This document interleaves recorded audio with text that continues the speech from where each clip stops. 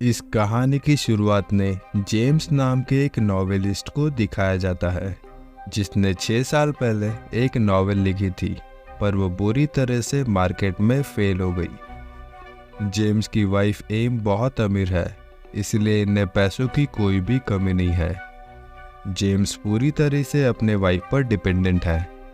कुल मिलाकर जेम्स अपने वाइफ के टुकड़ों पर पल रहा है, ठीक वैसे ही जैसे विभूति नारायण मिश्रा। मुझे क्यों तोड़ा? चलो उठाओ।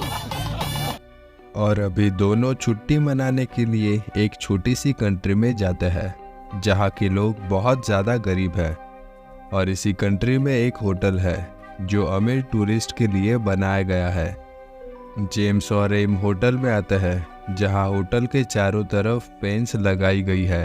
नहीं, ये फेंस जंगली जानवरों से बचने के लिए नहीं है, बल्कि शहर का कोई भी गरीब आदमी होटल के अंदर ना आ सके, इसीलिए बनाए गए हैं, जिससे टूरिस्ट की सेफ्टी बनी रहे।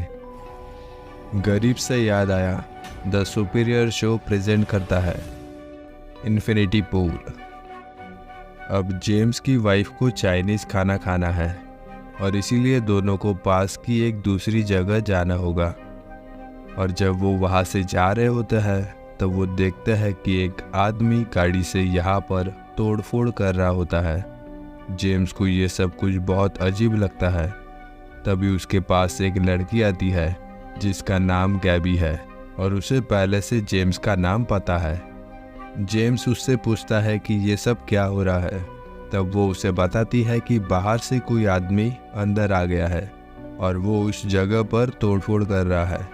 साथ ही वो कहती है कि मैं आपको जानती हूँ, मैंने आपकी नॉवेल पढ़ी है और मैं आपकी बहुत बड़ी फ़ैन हूँ। इस बात से जेम्स बहुत हैरान होता है क्योंकि उसकी नॉवेल पूरी तरह से फेल हो गई थी।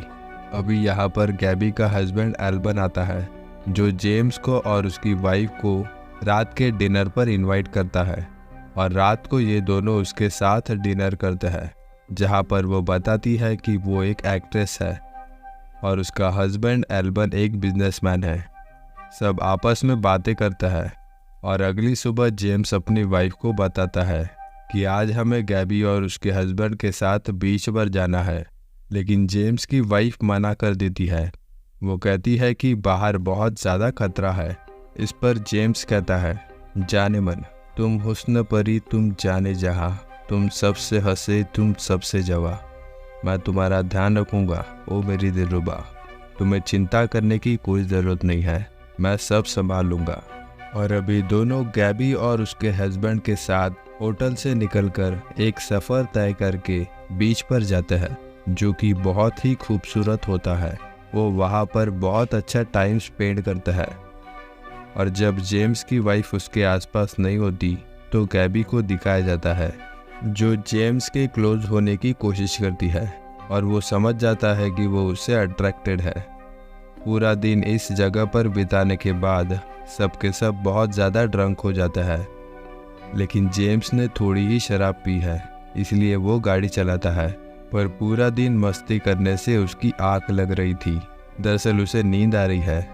ऊपर से कार की हेडलाइट्स भी बंद हो जाती है, जिससे जेम्स का ध्यान रास्ते से हट जाता है और वो लाइट्स को ठीक करने की कोशिश करता है, ठीक वैसे ही जैसे हमारे घर का पुराना टीवी या रिमोट को हम ठोक पीट के ठीक करते हैं। और तभी उसकी गाड़ी के सामने एक आदमी आ जाता है जो उसकी गाड़ी से टकरा जाता है, जिसके चलते वो मारा जाता है। हालांकि अगर उसे सही समय पर हॉस्पिटल पहुंचा दिया जाता तो शायद उसकी जान बच सकती थी। जेम्स की वाइफ कहती है कि हमें पुलिस को कॉल करना चाहिए, लेकिन गैबी मना कर देती है। वो कहती है कि यहाँ की पुलिस और आर्मी बहुत ज़्यादा खतरनाक है और प्रिजनर्स के साथ वो बहुत बुरा टॉर्चर करती है, इसलिए सब के सब बिना किसी को बताए होटल वापस आ जाते हैं। वैसे क्राइम करने का तरीका बहुत ज़्यादा कैजुअल है।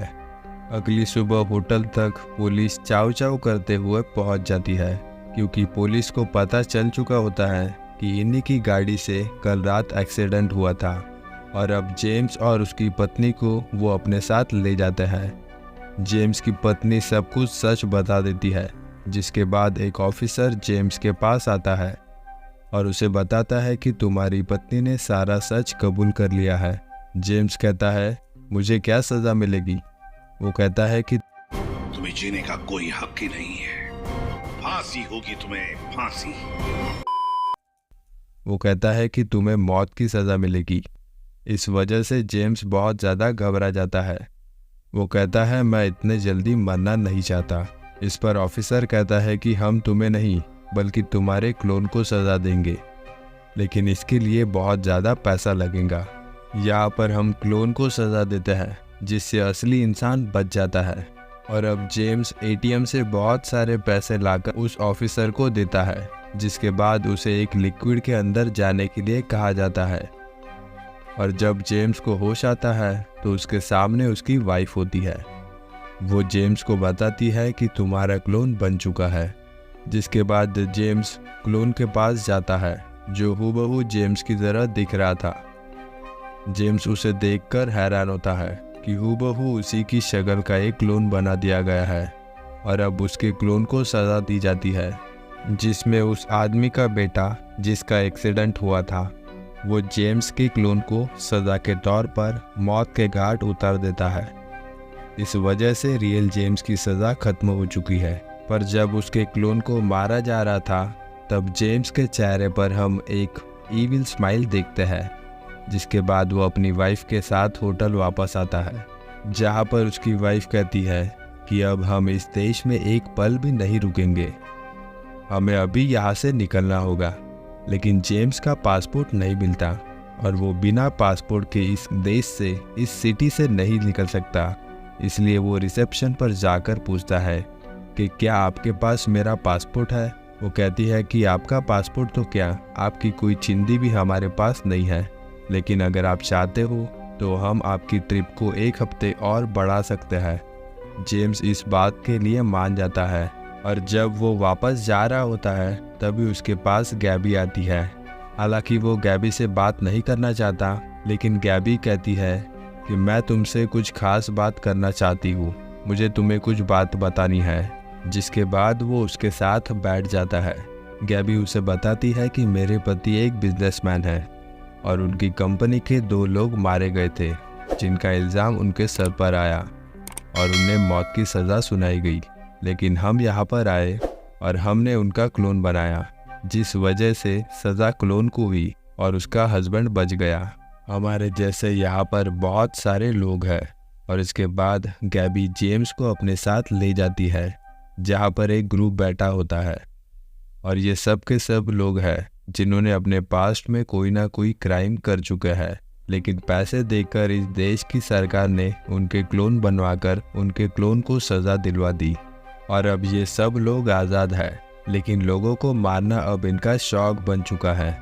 और ये सब लोग प्लान बनाते हैं कि इस होटल के मालिक, जो कि पहाड़ी पर रहता है, उसके पास एक मेडल है और वो मेडल उन्हें चाहिए है।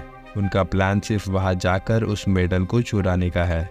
हालांकि जेम्स इनके साथ नहीं जाना चाहता, लेकिन गैबी जेम्स को मना लेती है। औरत का चक्कर बाबू भैया, औरत का चक्कर बहुत बेकार होता है। और सब लोग होटल के मालिक के घर पहुंच जाते हैं। तभी गैबी जेम्स के हाथ में गन देती है और कहती है कि तुम्हें इन सबको मारना होगा। हालांकि होटल के मालिक का गार्ड उन पर गोलियां चलाता है, जिसमें गार्ड और होटल के मालिक की मौत हो जाती है। इसके बाद पुलिस ऑफिसर इन सबको गिरफ्तार कर लेता है। अगले पल हमें दिखाया जाता है कि सब के सब लोग आज़ाद हैं, लेकिन इनके क्लोन्स बना दिए गए हैं, जिन्हें सज़ा दी जाती है। और अब इस काम में जेम्स को भी मज़ा आने लगा है। इसके बाद जेम्स जब वापस होटल आता है तो उसकी वाइफ कहती है कि मैं यहाँ पर एक पल भी नहीं रुकना चाहती, मैं वापस अपनी कंट्री जा रही हूँ। जेम्स कहता है कि मैं यहीं पर रुकूंगा।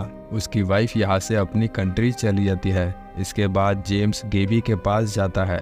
वो उसे बताता है कि मेरी वाइफ वापस चली गई है। गेबी कहती है तुम चिंता मत करो, मैं तुम्हारे साथ हूँ। और वो जेम्स को अपने साथ एक कमरे में ले जाती है, जहाँ पर वो एक जड़ी बूटी जलाती है, जिसका धुआं इनहेल करने के बाद जेम्स अपने आप को बहुत ही पावरफुल महसूस करता है।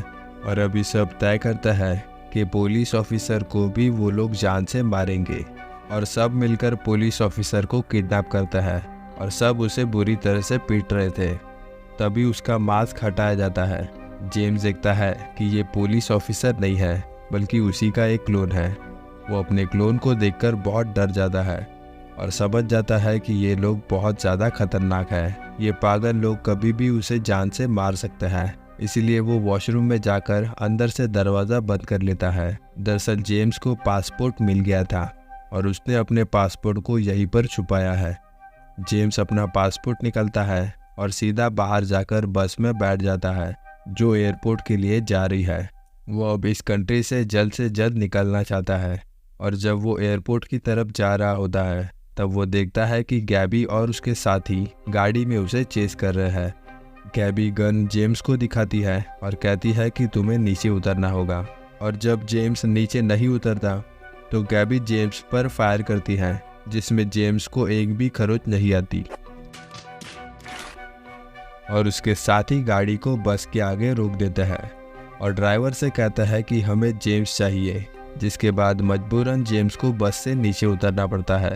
और अब यह अपनी कार के आगे जेम्स को चलने के लिए कहता है ताकि वो पैदल ही होटल पहुंच सके। पर जेम्स को जब मौका मिलता है तो वो यहाँ से भागने की कोशिश करता है। गैबी उस पर गोली चलाती है जो उसके पैर पर लगती है, लेकिन जेम्स किसी तरह से भागने में कामयाब हो जाता है। पूरा दिन चलते चलते वो एक जगह पर पहुंचता है जहां पर उसे एक घर दिखता है। वहां पर 2 लड़कियां होती हैं। जेम्स उन्हें देखते ही बेहोश हो जाता है और जब जेम्स को होश आता है तो वो देखता है कि वो उन लड़कियों के घर पर है। उन्होंने उसके पैर का इलाज किया है और जेम्स को यहाँ पर बहुत ज़्यादा डर लगता है क्योंकि उसे अलग अलग विजन्स आ रहे थे। वो समझ जाता है जल्दी उसे यहाँ से निकलना होगा, नहीं तो गैबी और उसके दोस्त कभी भी यहाँ पर आ सकते हैं। और जब वो घर के बाहर जाता है तो देखता है कि गैबी और उसके साथी पहले से उसका इंतज़ार कर रहे हैं। और अब गैबी जेम्स से कहती है कि तुम्हारा सबसे बड़ा इम्तिहान तुम्हारे सामने है, तुम्हें अपने ही डुप्लीकेट से लड़ना होगा और खुद को बचाना होगा। खुद को बचाने के लिए तुम्हें उसे मारना होगा। हालांकि जेम्स ऐसा नहीं करना चाहता, लेकिन उसके पास कोई चॉइस भी नहीं है और जेम्स अपने ही डुप्लीकेट अपने ही क्लोन से लड़ता है और उसे जान से मार देता है, जिसके बाद जेम्स बहुत रोता है। गैबी उसके पास आती है और उसे बच्चों की तरह चुप कराती है। भाई यहाँ पे क्या हो रहा है? भाई यहाँ पे क्या हो रहा है? भाई ये कहाँ फंस गया? भाई ये क्या हो रहा है? भाई अगले दिन इन सबको अपनी कंट्री में वापस जाना होता है, इसलिए जेम्स सुबह अपनी वाइफ को कॉल करता है और बताता है कि मैंने जो भी किया उसके लिए मैं तुमसे माफ़ी मांगता हूँ। मैं जल्दी तुम्हारे पास वापस आ रहा हूँ। और सभी लोग बस में बैठकर एयरपोर्ट की तरफ निकल पड़ते हैं जहाँ पर वो आपस में बात कर रहे होते हैं कि इन छुट्टियों में इन सबको बहुत मज़ा आया और अगली छुट्टियों की प्लानिंग कर रहे होते हैं।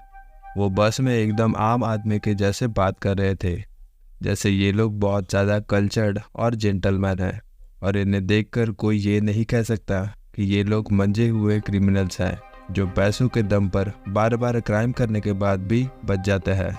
ये सब एयरपोर्ट पहुंच जाते हैं जहां सब आगे बढ़ जाते हैं ताकि वो अपनी कंट्री वापस चले जाए, लेकिन जेम्स पीछे ही रुक जाता है। वो कुछ सोच रहा होता है और उसके बाद हमें दिखाया जाता है कि जेम्स वापस होटल आ चुका है जहां पर वो बारिश में अकेला बैठा हुआ है। उसके चेहरे पर कोई भी एक्सप्रेशन नहीं है। हो सकता है कि जेम्स के साथ जो कुछ हुआ उसके बाद वो वापस अपनी नॉर्मल ज़िंदगी नहीं जीना चाहता। उसके साथ जो भी हुआ उसने जेम्स को अंदर से बदल दिया, जिसके चलते वो अब साधारण ज़िंदगी नहीं जीना चाहता। या ये भी हो सकता है कि जेम्स को यहाँ की ज़िंदगी ये सब कुछ करना पसंद आने लगा हो, इसलिए वो भी गैबी और उसके साथियों की तरह अपनी इंसानियत को पूरी तरह से खो चुका है और यहाँ पर रहकर वो वही करेगा जो गैबी और उसके साथी करते थे। ये कहानी हमें सिखाती है कि मॉन्स्टर्स हमारी ही दुनिया में, हमारी ही सोसाइटी में हमारे साथ ही रहते हैं। क्या पता जिन लोगों को आप जानते हो वो असल में वैसे नहीं है जैसा आप सोचते हो, जिसके चलते हमें हमेशा सावधान और सतर्क रहना चाहिए ताकि हम ऐसे लोगों से हमेशा बचकर रह सके। और इसी के साथ ये मूवी जिसका नाम इन्फिनिटी पूल है यहीं पर ख़त्म होती है। आई होप कि ये साइंस फिक्शन फिल्म की कहानी आपको पसंद आई होगी और मैं मिलूँगा आपसे अगले वीडियो में। तब तक take care and good bye.